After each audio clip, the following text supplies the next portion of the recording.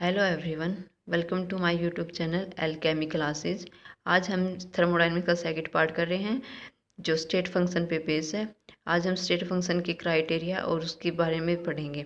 उससे पहले हम जो प्रीवियस वीडियो में पढ़ा है थर्मोडायनेमिक प्रोसेस और थर्मोडायनेमिक प्रॉपर्टीज़ के बारे में, हम उससे रिलेटेड जो previous year IIT JEE NEET में आए क्वेश्चन हैं उनको सोल्व करते हैं। ओके, तो हमारा फर्स्ट क्वेश्चन है जो एम्स 1992 में आया था।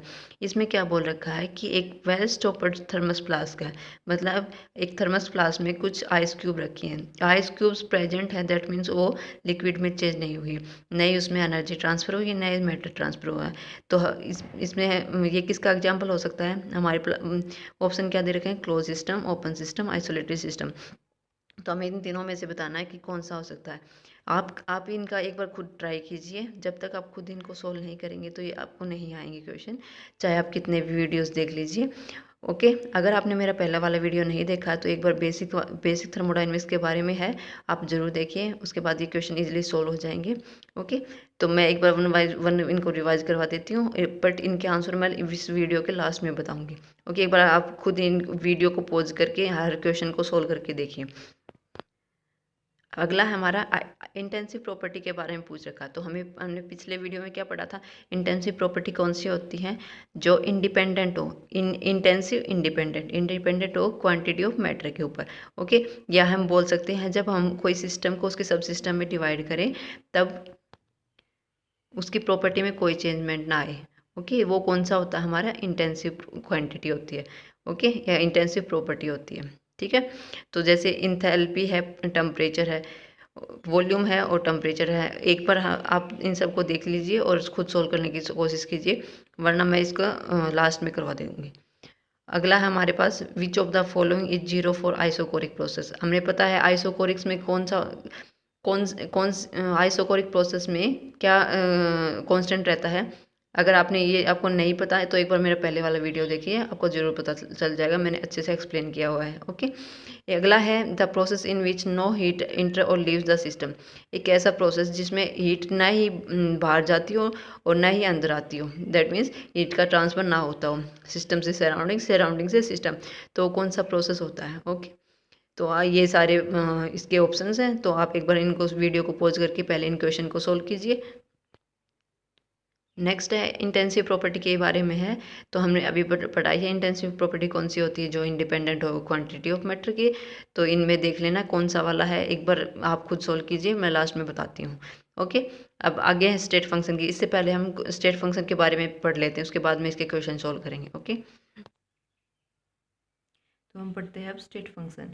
स्टेट फंक्शंस को पढ़ने से पहले हम जान लेते हैं कि स्टेट क्या होता है। ओके, स्टेट क्या होता है? स्टेट क्या होता है? Current situation.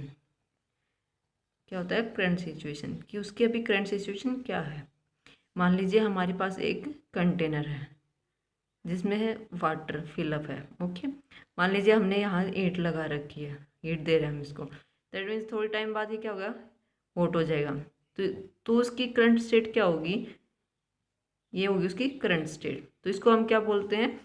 करंट, सॉरी, ये होगी इसकी करंट सिचुएशन। तो करंट सिचुएशन क्या होगी इसकी? ये हॉट है।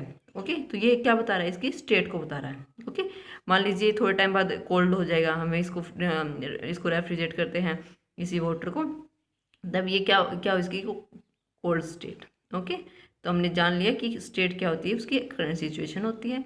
वो क्या बताती है उसकी, कि उस टाइम पे उसका कैसी स्टेट है। ओके, वो हॉट स्टेट में है या कोल्ड स्टेट में।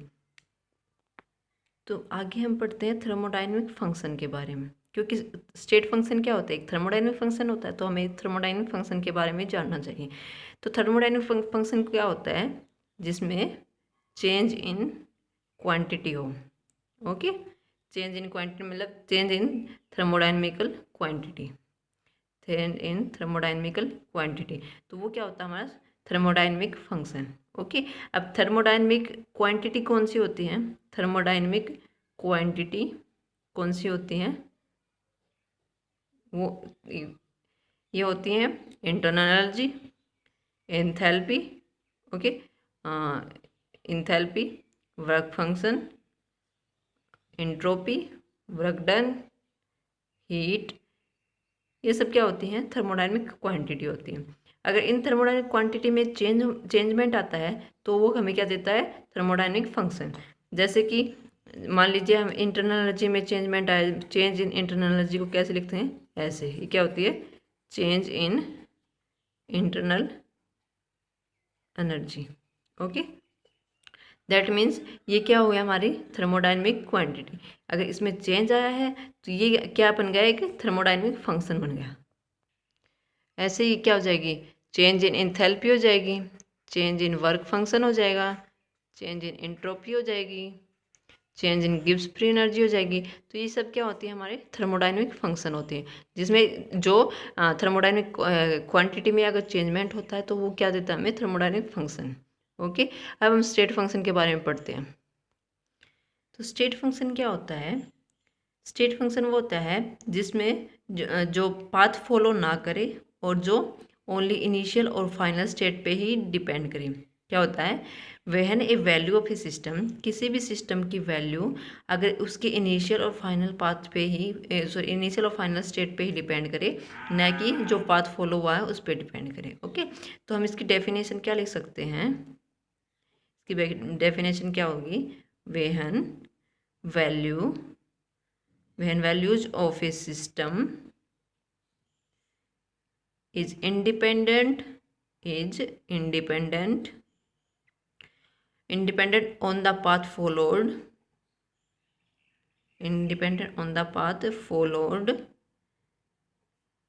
but डिपेंड्स, किस पे डिपेंड करते हैं, इनिशियल और फाइनल स्टेट पे, बट डिपेंड्स ओनली ऑन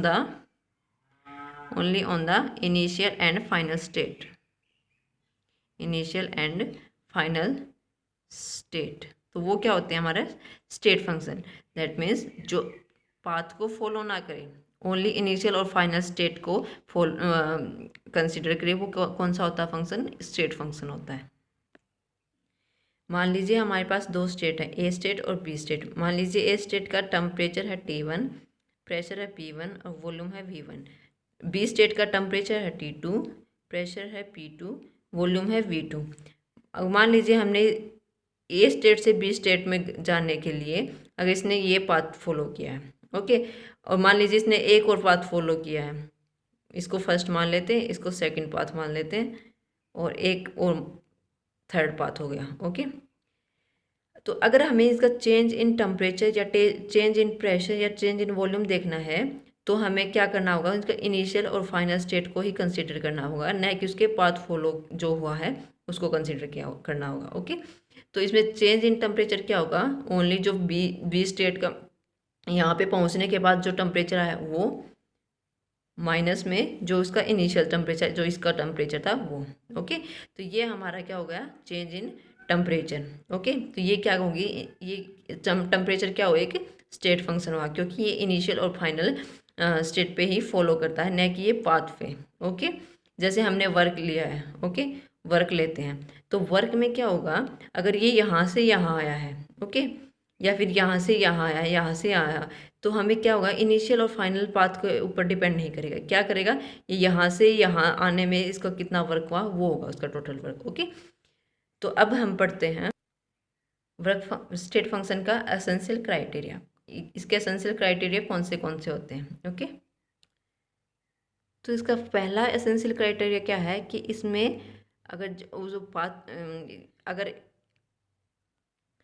हमें सिस्टम की वैल्यू को कंसीडर करना है तो हमें उसके इनिशियल और फाइनल स्टेट को ही कंसीडर करना होगा, न कि उसके पाथ को। ठीक है, तो पहला एसेंशियल क्राइटेरिया ये है कि it depends only on it's initial and final state. Okay, अब आता है सेकंड क्राइटेरिया। वो क्या है कि ये बहुत इंपॉर्टेंट है, इसमें डायरेक्ट क्वेश्चन पूछ लेता है। नेट में तो इसके बहुत क्वेश्चन आते हैं जब जो ये एसेंशियल क्राइटेरिया मैं बता रही हूँ। ओके, कि cyclic integral of state function is 0। अब आता है साइक्लिक इंटीग्रल क्या होता है। दैट मीन्स यहाँ से कोई यहाँ से स्टार्ट हुआ और इस पॉइंट से स्टार्ट हो गया, इस पॉइंट पर गया और वापस से इस पॉइंट पे आ गया। ठीक है, इनिशियल स्टेट पे आ गया, तो इसमें हमें पता है वर्क डन तो क्या होगा, ये वाला भी और ये वाला दोनों ऐड होंगी, ओके।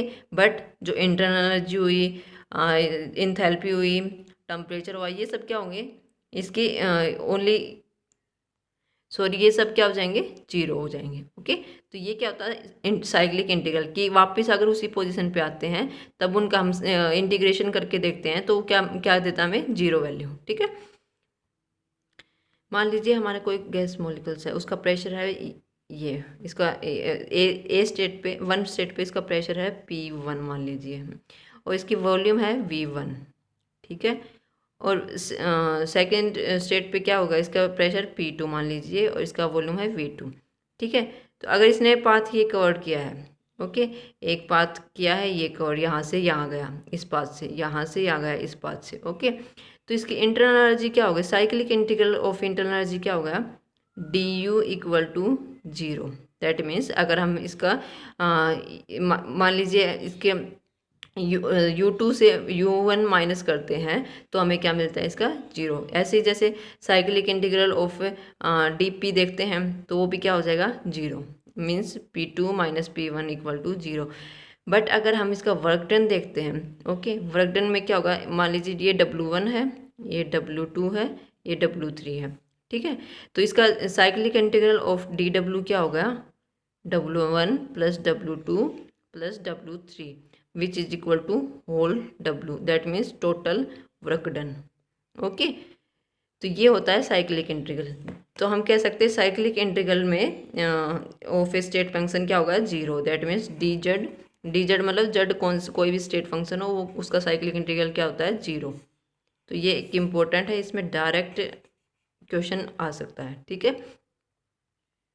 अगला एसेंशियल क्राइटेरिया क्या है कि it is an exact differential, that means state function क्या होना चाहिए, एक एग्जैक्ट डिफरेंशियल होना चाहिए।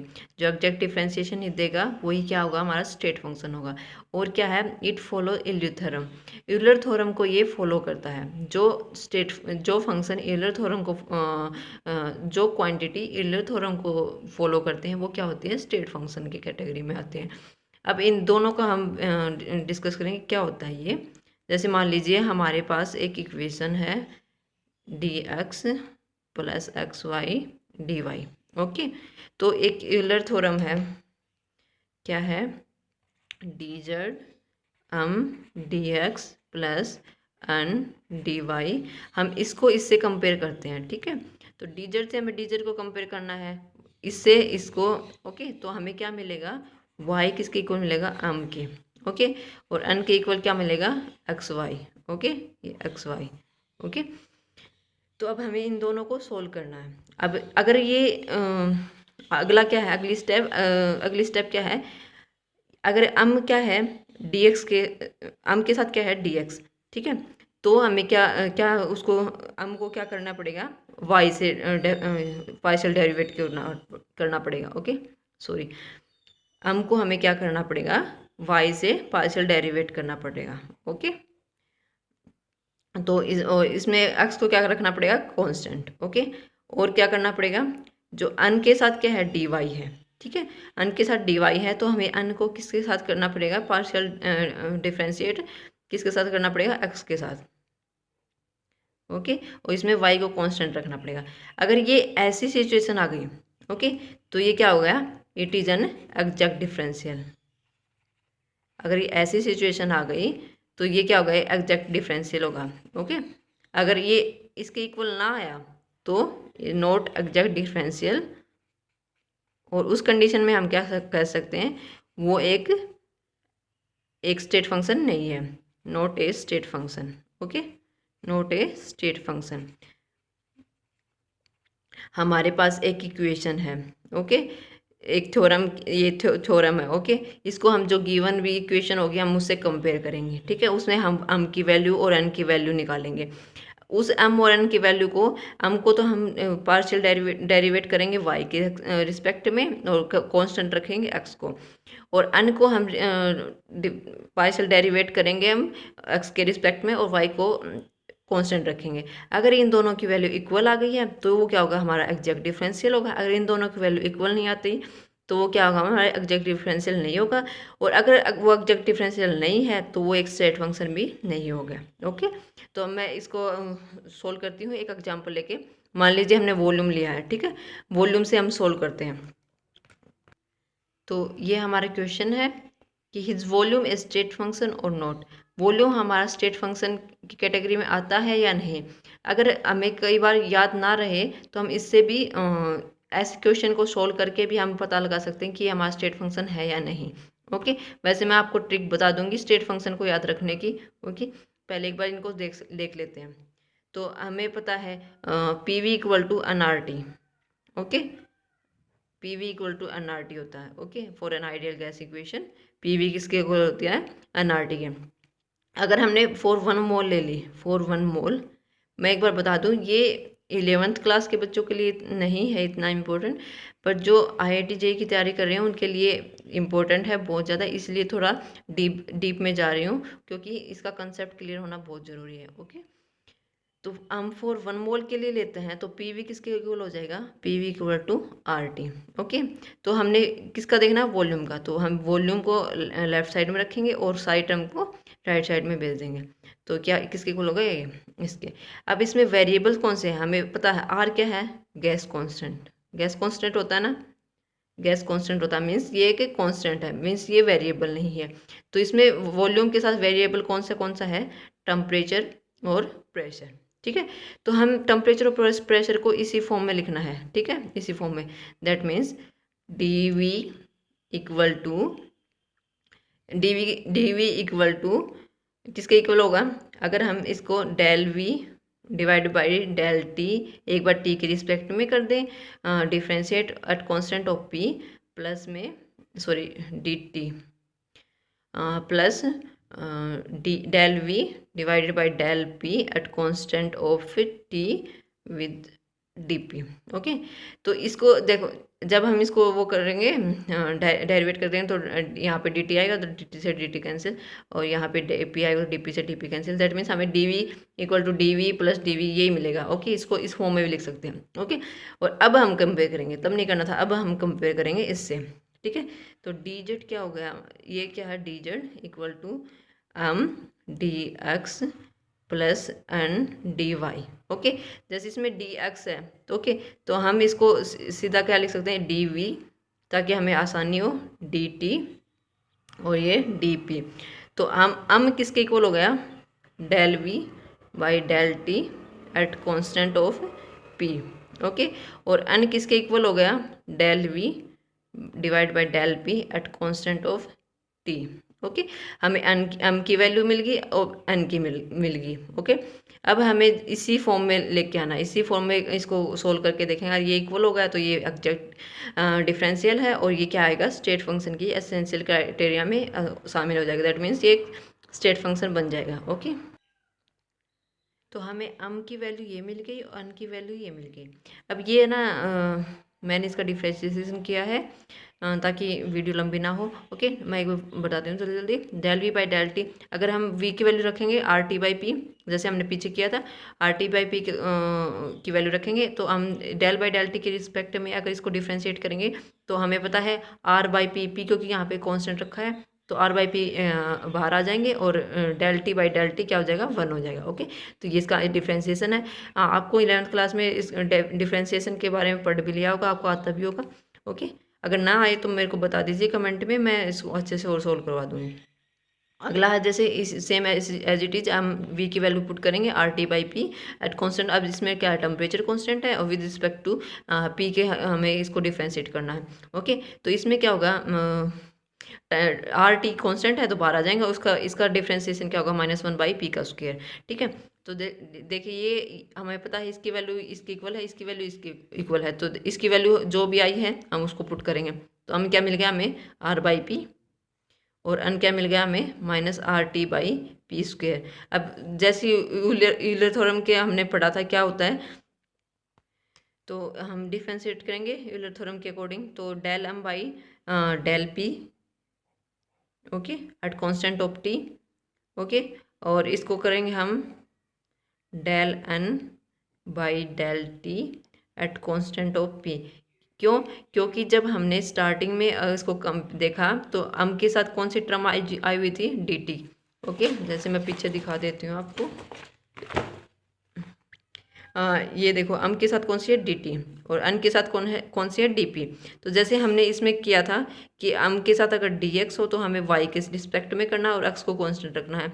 अगर अन के साथ y की टर्म हो साथ में तो हमें x के रिस्पेक्ट में डिफ्रेंशिएट करना है और y को कांस्टेंट रखना है। वैसे ही इसमें क्या होगा? अम के साथ क्या है? dt है, तो अम के साथ अम को किसके रिस्पेक्ट में करना है? p के रिस्पेक्ट में डिफ्रेंशिएट करना है, जिसमें टेम्परेचर क्या रहेगा? कांस्टेंट रहेगा।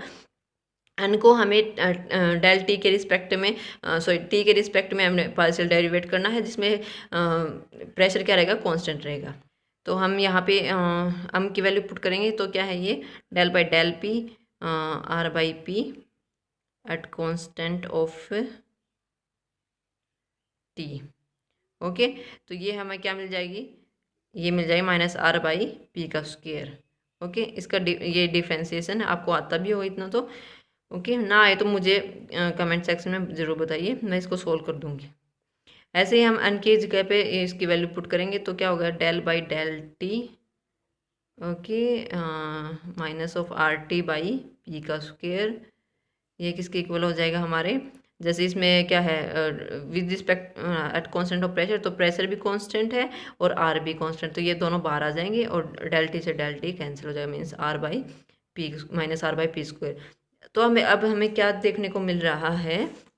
ये दोनों ही एक आपस में सेम है। That means del M by del P at constant of T equal to del N by del T at constant of P. That means ये हमें क्या मिल गया? इक्वल। ये ओके, हमें क्या मिल गया? आर बाई पी का square equal to R by minus of R by P का स्क्वायर। ठीक है, ये हमें इक्वल मिल गया। That means it is an exact differential. Exact differential और क्या करते हैं? और फॉलो यूलर थ्योरम। ठीक है, तो ये क्या होगा? हमारा स्टेट फंक्शन, यूलर थ्योरम। ठीक है, तो हम इसको क्या कर सकते हैं? So it is a state function, it is a state function. ऐसे ही हम जैसे अदर क्वांटिटी का करेंगे, जैसे इंटरनल एनर्जी हमारे पास और इंथैल्पी है, वर्क फंक्शन है, इन सब का फ्री एनर्जी है, इन सब का हम जब ऐसे ही सोल्व करेंगे तो हमें सब क्या मिलेंगे? आपस में इक्वल मिलेंगे। दैट मीन्स वो एक स्टेट फंक्शन की कैटेगरी में आते हैं। ठीक है, बट वर्क और हीट एनर्जी ये क्या होते हैं? स्टेट फंक्शन की कैटेगरी में नहीं आते। जब हम वर्क को और हीट एनर्जी को इसी फॉर्म में हम सोल्व करके देखेंगे तो वो एग्जैक्ट डिफरेंशिएशन नहीं देंगे। अगर आपको इस वर्क का भी जानना है, इसी तरह सोल्व करना है, अगर आ जाए तो ठीक है, नहीं तो मुझे कमेंट सेक्शन में बता दीजिए, मैं इसको सोल्व करके बता दूंगी। ठीक है, तो इसका फिफ्थ क्राइटेरिया क्या है? क्या है? ऑलमोस्ट सभी जो थर्मोडायनेमिक एंटिटीज होती हैं वो स्टेट फंक्शन को फॉलो करती है। दैट मीन वो स्टेट फंक्शन की कैटेगरी में आती है। ओके, तो मैं बता देती हूँ, almost all thermodynamic entities are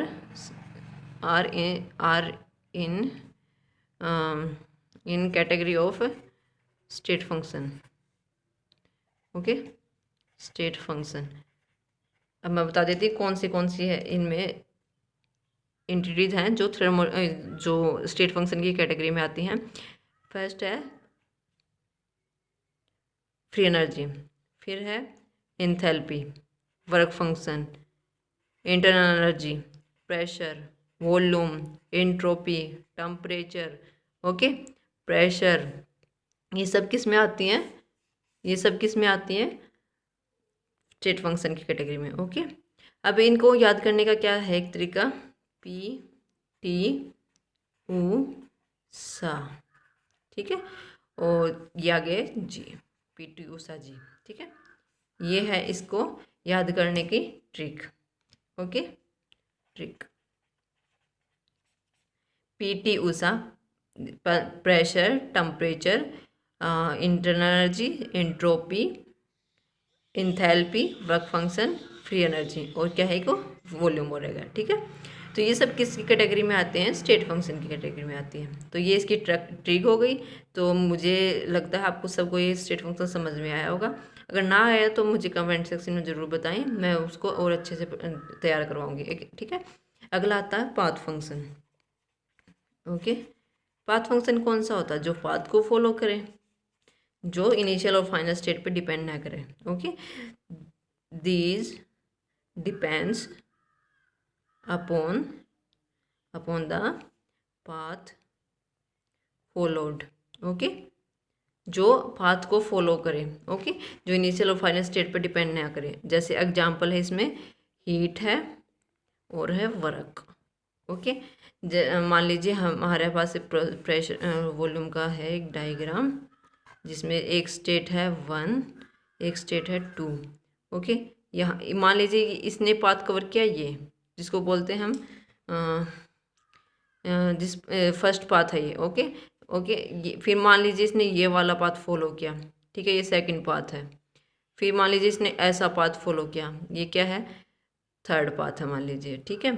तो हमें पता है इन सब में जाकर ये पाथ फॉलो कर रहा है तो इसकी इनिशियल और फाइनल स्टेट पर डिपेंड नहीं करेगा। ये जितने भी इसमें पाथ में चेंजेस आएंगे इनकी वैल्यू चेंज होती रहेगी।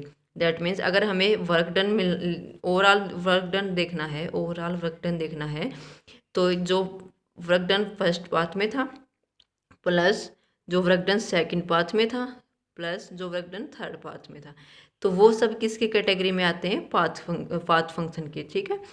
तो ये इससे हमें क्या मिल गया कि वर्क डन और हीट क्या हो गई? पाथ फंक्शन होते हैं। ओके, आप आई होप आप सबको ये समझ में आएगा। अब हम स्टेट फंक्शन के क्वेश्चन के बारे में देख लेते हैं। ओके, उससे पहले हम जो प्रीवियस ईयर ये जो पहले वाले वीडियो में जो हमने टॉपिक करवाए थे उससे रिलेटेड जो प्रीवियस ईयर में क्वेश्चन आए हुए हैं एक बार हम उनको सोल्व कर लेते हैं। ओके, उनके आंसर बता देती हूँ मैं। तो गाइज उम्मीद है कि आप सब ने ये सोल्व किए होंगे खुद से। अगर नहीं किए हैं तो पहले खुद से कीजिए, क्योंकि जब तक आप खुद से सोल्व नहीं किया करोगे तब तक कोई फ़ायदा नहीं है इतने सारे वीडियो देखने का। तो पहले खुद से सोल्व कीजिए, ठीक है। अब मैं इनको करवाती हूँ। तो हमें पता है थर्मस फ्लास्क में कौन सा सिस्टम होता है? आइसोलेटेड सिस्टम, क्योंकि उसमें ना ही हीट का ट्रांसफ़र होता है, सॉरी एनर्जी का ट्रांसफ़र होता है, ना इसमें मैटर का ट्रांसफ़र होता है, ठीक है। तो वो कौन सा सिस्टम होता है? हमारा आइसोलेटेड सिस्टम। अगला है identify the intensive property quantity के बारे में वो पता करना है। तो ये क्या होती है? ये वो होती हैं जो जब उनको हम सब सिस्टम में डिवाइड करते हैं तो हमें क्या मिलेगी? उसकी क्वांटिटी पे कोई चेंजमेंट नहीं मिलेगा। ओके, या फिर जो इंडिपेंडेंट हो क्वांटिटी ऑफ मैटर के ऊपर। तो हमें पता है इंथैल्पी, टेम्परेचर, ये सब क्या कौन सी होती है? एक्सटेंसिव है, दोनों ही एक्सटेंसिव हैं। ओके, दोनों ही एक्सटेंसिव हैं। वॉल्यूम की क्या है? एक्सटेंसिव है, क्योंकि वॉल्यूम को अगर उसके सब सिस्टम में डिवाइड करते हैं तो हमें क्या मिलता है? उसका वॉल्यूम कम मिलता है, ठीक है। ऐसे ही टेम्परेचर भी क्या है? सॉरी टेम्परेचर तो क्या है? सॉरी टेम्परेचर हमारा क्या है? इंटेंसिव है, ठीक है। बट इसमें क्या होगा? एक एक्सटेंसिव होगा। दैट मीन्स ये option is not correct, this option is not correct. ये भी क्या हो गया? इंटेंसिव हो गया, ठीक है। सॉरी गलती हो गई। इंथैल्पी भी क्या हमारा? एक्सटेंसिव। ऐसे ही वॉल्यूम भी क्या है? एक्सटेंसिव। इसमें क्या है? टेम्परेचर क्या है हमारा? इंटेंसिव, ठीक है, क्योंकि टेम्परेचर उसकी अमाउंट पे डिपेंड नहीं करता, ठीक है। ऐसे क्या है? ये डिफेक्ट इंडेक्स भी क्या है? इंटेंसिव। दैट मीन्स हमारा ऑप्शन कौन सा करेक्ट हुआ? डी। अब नेक्स्ट है, ये वाला क्वेश्चन आया हुआ है IIT JEE 1993 में, ठीक है। Which of the following is zero for isochoric process? हमने बताया था आइसोकोरिक प्रेशर कौन सा होता है? जो जिसमें volume is constant, that means volume constant means V2 minus V1। That means change in volume is zero. Okay, या इसको बोल सकते हैं DV इक्वल टू जीरो। तो DV equal to zero means हमें बताना कौन सी वैल्यू जीरो होगी, तो क्या होगी? DV, ठीक है। तो ये इसका करेक्ट ऑप्शन है। अगला है, ये क्वेश्चन आया PMT 1993 में, केरला बोर्ड में आया, जम्मू कश्मीर बोर्ड में आया, ठीक है। तो ये क्या बोला है? The process in which no heat enter or leave the system. जैसे ये वाला सेम ही क्वेश्चन है, ठीक है। ऐसा प्रोसेस जिसमें नए ही हीट का ट्रांसफ़र हो, नो हीट सॉरी जिसमें हीट का ट्रांसफ़र ना हो। दैट मीन्स क्या हुआ? जिसमें no heat transfer means heat एक स्टेट से दूसरी स्टेट में ना जा सके। Okay, that means Q2 minus of Q1 equal to zero, okay, that means d Q equal to zero. तो d Q equal to zero किस में होती है? एडियाबैटिक प्रोसेस में, ठीक है। तो इसका ऑप्शन कौन सा होगा? Adiabatic process. नेक्स्ट है हमारा क्वेश्चन कि ये जो ये केला सेट में आया हुआ है 2002 में, तो इसमें क्या बोलता है? इंटेंसिव प्रॉपर्टी इनमें कौन सी है? हमें पता है इंथैल्पी क्या है? एक्सटेंसिव, क्योंकि ये इसके अमाउंट पे डिपेंड करता है। अब मास बाई वॉल्यूम किसके इक्वल होता है? डेंसिटी के ऊपर। और डेंसिटी क्या होती है हमारी? इंटेंसिव प्रॉपर्टी, ठीक है। इंटेंसिव प्रॉपर्टी क्यों होती है? क्योंकि अगर इसकी सब सिस्टम में डिवाइड कर देंगे तो इसकी क्वांटिटी पे कोई चेंजमेंट नहीं आएगा, ठीक है। तो ये क्या होती है हमारी? डेंसिटी क्या होती है हमारी? Intensive property. ऐसे मास क्या होता है? एक्सटेंसिव। अब हम इंटरनर्जी स्टेट फंक्शन के क्वेश्चन को सॉल्व करते हैं। तो पहला क्वेश्चन है इंटरनर्जी इज एन एग्जाम्पल ऑफ, किसका एग्जाम्पल है? पास फंक्शन का, स्टेट फंक्शन का। तो हमने एक ट्रिक बताई थी आपको, पीटी उषा गेट वोट। तो पीटी उषा क्या है? एक एथलीट थी, एथलीट हैं सॉरी।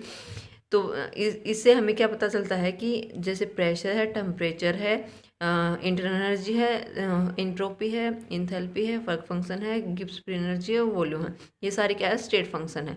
तो ये हमारी ट्रिक है, इसको याद रखना। तो इसको कह सकते हैं हम इंटरनल एनर्जी क्या है? State function. तो बी ऑप्शन है इज करेक्ट। फिर है point out the wrong statement in relation to enthalpy. Okay, enthalpy के बारे में जो गलत स्टेटमेंट है वो बतानी है इनमें से। तो हमेशा क्वेश्चन को 2 बार पढ़ना, कई बार हम ये सब पढ़ना भूल जाते हैं, ठीक है। तो क्या है? It is a state function. हमें पता है इंथैल्पी क्या है? एक स्टेट फंक्शन है, तो ये तो करेक्ट है, ये रॉन्ग नहीं है। It is an intensive property. Okay, तो ये एक इंटेंसिव प्रॉपर्टी है या नहीं? ये आपने अगर पिछले वाला वीडियो पढ़ा है तो देखा है तो पक्का आपको ये मालूम होगा। ओके, और नेक्स्ट है it is independent of the path followed for the change. Independent करती है किस पे? पाथ फॉलोड, मीन्स इनिशियल और फाइनल स्टेट के ऊपर डिपेंड करती है। दैट इसका भी मतलब क्या है? ये कि स्टेट फंक्शन है, ठीक है। It's value depend upon the amount of substance in the system. मतलब कि इसकी वैल्यू मतलब सिस्टम के अमाउंट के, सॉरी, सब्सटेंस की अमाउंट के ऊपर डिपेंड करती है इसकी वैल्यू। दैट मीन्स क्या? इसका मतलब क्या है कि ये एक एक्सटेंसिव प्रॉपर्टी है, ठीक है। तो ये भी ट्रू है। तो फॉल्स कौन सा हुआ इसमें? रॉन्ग स्टेटमेंट कौन सी हुई? बी। तो इसका ऑप्शन है B, correct. Okay, next question है जो AFMC में आया हुआ है, तो इंटेंसिव प्रॉपर्टी के बारे में ही है, ठीक है। तो हमें ये ऑप्शन है मास है, वॉल्यूम है, सरफेस टेंशन है, इंथैल्पी है। हमने पढ़ा था पिछली वीडियो में कि मास क्या है? एक्सटेंसिव प्रॉपर्टी, दैट मीन्स ये अमाउंट ऑफ सब्सटेंस पे डिपेंड करता है। ऐसे ही वॉल्यूम है और ऐसे ही इंथैल्पी है, बट क्या है? सिर्फ सरफेस टेंशन एक इंटेंसिव प्रॉपर्टी है, ठीक है। तो इसका ऑप्शन क्या होगा? करेक्ट ऑप्शन आंसर क्या होगा? C option.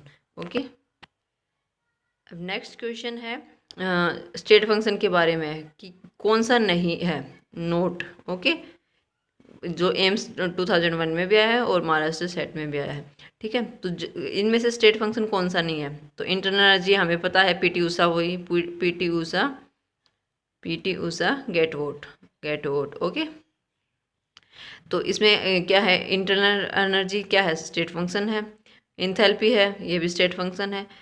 इंट्रोपी है, ये भी स्टेट फंक्शन है, बट इसमें वर्क नहीं है। ओके, तो दैट मीन्स इसमें हमें पता चल गया कि इसमें स्टेट फंक्शन कौन सा नहीं है? वर्क। तो इसका सी ऑप्शन इज करेक्ट। अगला है which of the following is true for an adiabatic process. Adiabatic process कौन सा होता है? वो प्रोसेस जिसमें हीट का ट्रांसफर ना हो, दैट मीन्स हीट का एक स्टेट से दूसरे स्टेट में ना जाए। दैट मीन्स जिसमें del Q equal to zero, ठीक है। जब इसमें क्यू कॉन्स्टेंट रहेगा तो that means Q2 minus Q1 equal to zero, ठीक है। तो इसका ऑप्शन करेक्ट कौन सा है? सी, ठीक है। ये बहुत इंपॉर्टेंट है, PMT में भी आया हुआ है, CPMT में। ओके, तो ये बहुत इंपॉर्टेंट क्वेश्चन है। ऐसे ही नेक्स्ट है which of the following is not a state function. Okay, तो इनमें से कौन सा स्टेट फंक्शन नहीं है? तो हमने वही पढ़ा था या पीटी उषा वाला। तो जैसे इस यहाँ पे है प्रेशर, इसमें क्या ऑप्शन कौन से हैं? इंटरनल एनर्जी, तो ये भी स्टेट फंक्शन है। गिब्स फ्री एनर्जी, तो ये भी स्टेट फंक्शन है। इंथैल्पी, ये भी स्टेट फंक्शन है। इंथैल्पी ये स्टेट फंक्शन है, बट क्या नहीं है, क्या नहीं है, हीट एनर्जी। ये हमारा स्टेट फंक्शन नहीं है, तो इसमें करेक्ट ऑप्शन कौन सा हुआ, डी। ओके, तो ये हमारी आज की वीडियो थी। और अगली वीडियो हम लॉ ऑफ थर्मोडायनेमिक्स पे बना रहे हैं। फर्स्ट लॉ और सेकंड सॉरी जीरोथ लॉ और फर्स्ट लॉ को ही डिस्कस करेंगे, सेकंड लॉ को हम बाद में डिस्कस करेंगे। और जो साइन कन्वेंशन है, क्योंकि इसमें बहुत बच्चों को परेशानी होती है साइन कन्वेंशन का, तो इसका भी हम अगले वीडियो में डिस्कशन करेंगे। तो आप लोगों को अगर मेरी ये वीडियो पसंद आई हो तो इसको शेयर करना, लाइक करना और सब्सक्राइब करना। Thank you.